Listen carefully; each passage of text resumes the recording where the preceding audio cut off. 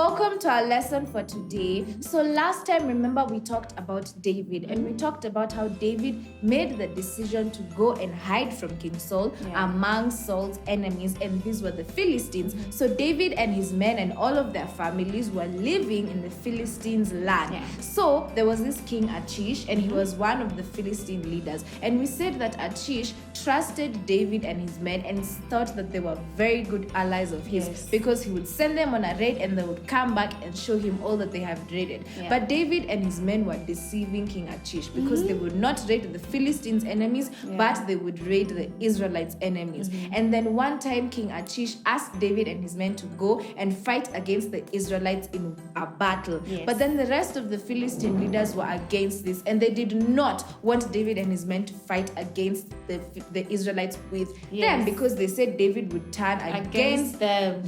So they told King Achish to send David and his men home, and that is what he did. So David was actually very happy and very relieved, because he did not have to fight his own people, because he did not want to do it. So God had saved him. But remember, we said David made a bad decision, and then he made another bad decision and another one after that, and this was not going to end well for David. So now we're gonna see what happens with David.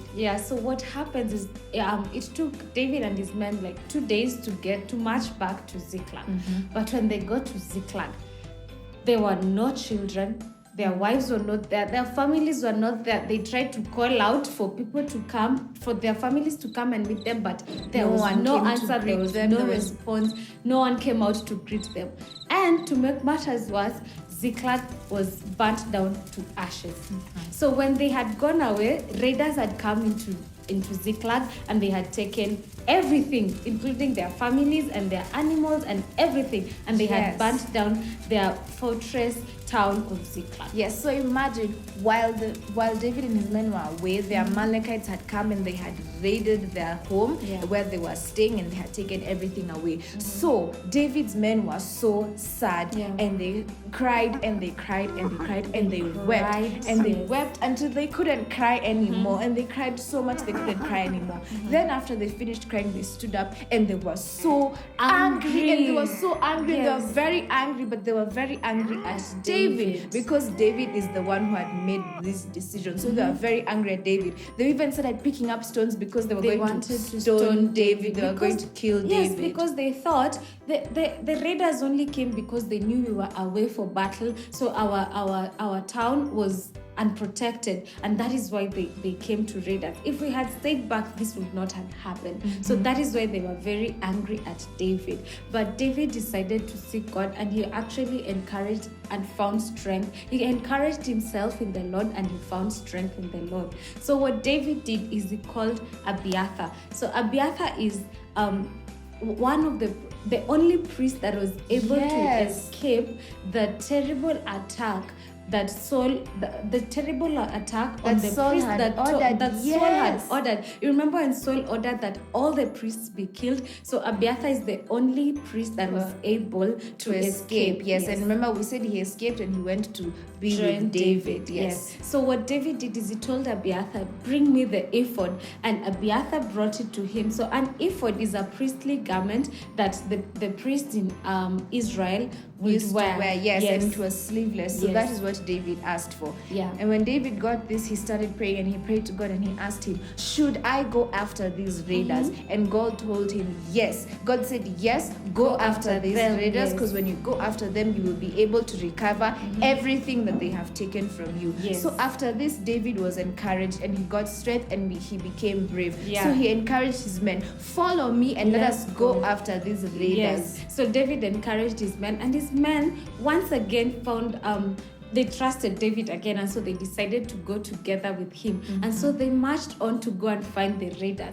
But they got to the brook of the brook, and then when they got there, 200 of his men were too tired to even cross, because remember, they had just marched home for like 2 days, whole days. And then immediately they had to go and find the raiders. So 200 men could not do it. They could not. They cross were tired, and so David told them, "You stay here and take care of our belongings, take care of our packages and our equipment, so that the rest of us can travel light and fast, and we can go and find these raiders." Yes, so that is what happened. The 200 men stayed at the brook of Bisa. And the rest of David and his men, now there were 400, Yes. because remember David had 600 men, so 200 remained behind, and the rest went with David, and they all went to find these raiders. Yes, so this tells us that even when you make a mistake, just like David had made a mistake, but he decided to seek God. So don't run away from God when you make a mistake. Always go back to God and ask God, what should I do?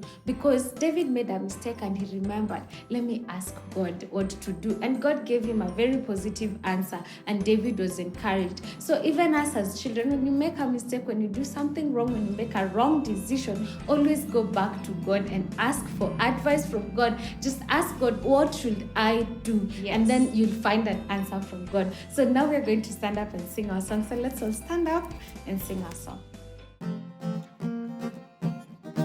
Okay, kids, so we've just talked about how when David and his men got back to Ziklag, they found that everything was burnt down, and that there were no women and no children and not even any animals, because they had all been taken away.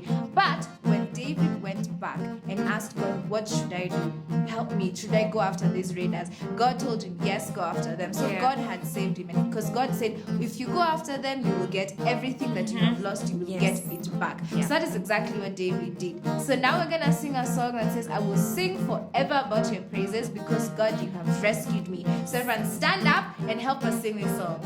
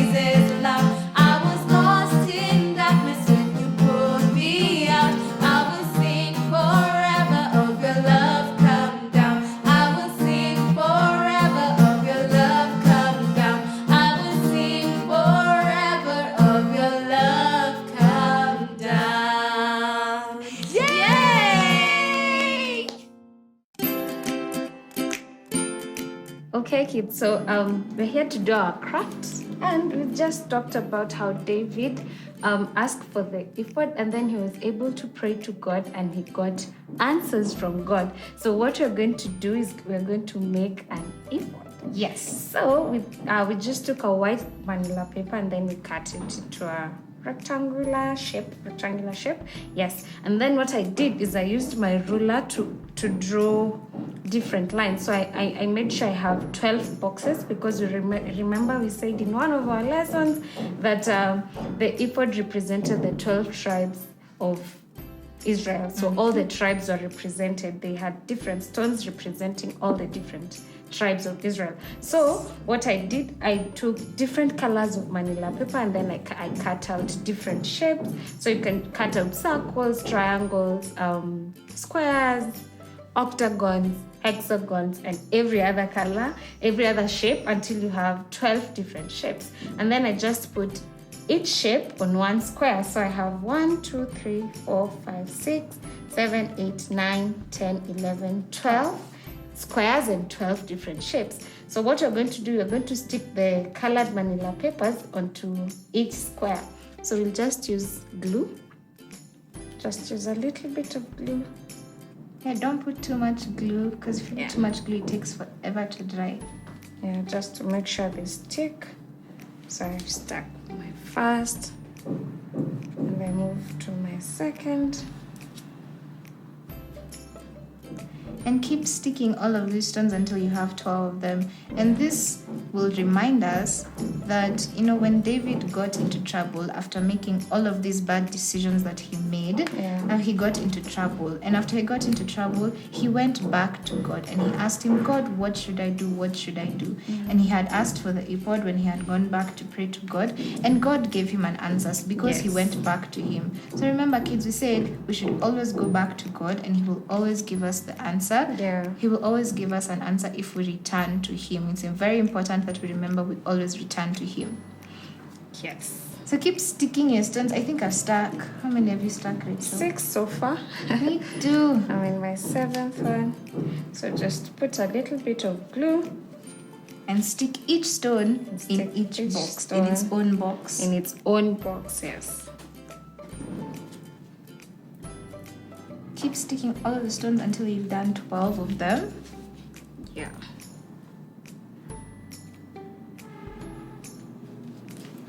And we are almost. And 11. Now the last one. 12. So now we have 12 stones all stuck to our ephod. And then the other thing we have to do, let me just clear that. So the other thing we need to note is that the ephod was worn like around the chest. So we're going to use our paper punch to just create holes right there. Right there. So that we are able to put our ribbon through the holes that we've just made. So I'll use my ribbon. I also have a ribbon. And just put it through. And the other side as well.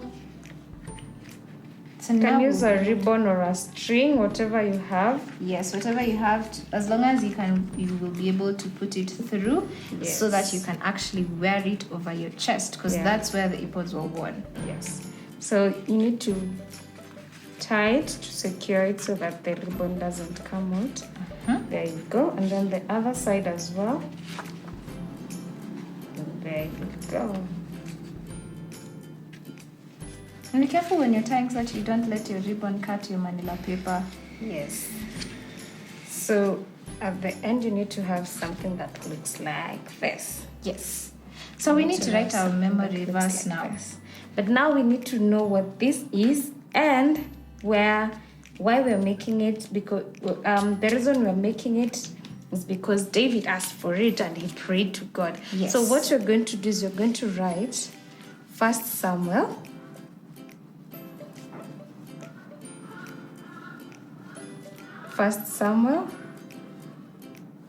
chapter 30. 1 Samuel 30. Yes, that is where David asked for the ephod and he was able to pray to God. And then the other thing we're going to write is what this is. So it's an ephod.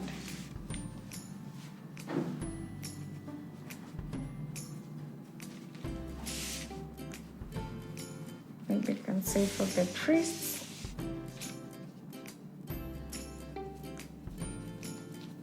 Yeah, just write that. And there you have it. So now we need to know if our ephod can fit our chest. We have to put it through our So this is how it looks. And so this is how the priest will wear it over their necks, hands low on their chest like that. So every priest will always have this on their, as part of their outfit. Yes. So There, we've created There an you have it. ephod. So Yes. now we'll always remember that David asked Abiathar to bring him an ephod so that he can pray to God and ask him what to do next. And God gave him an answer. He told him, go after those raiders, and if you do, you will have everything that was stolen from you. yes, you're going will to be recover restored. everything that they took from you. Yes. So that's our lesson today. That's our craft today. Until next time. Bye.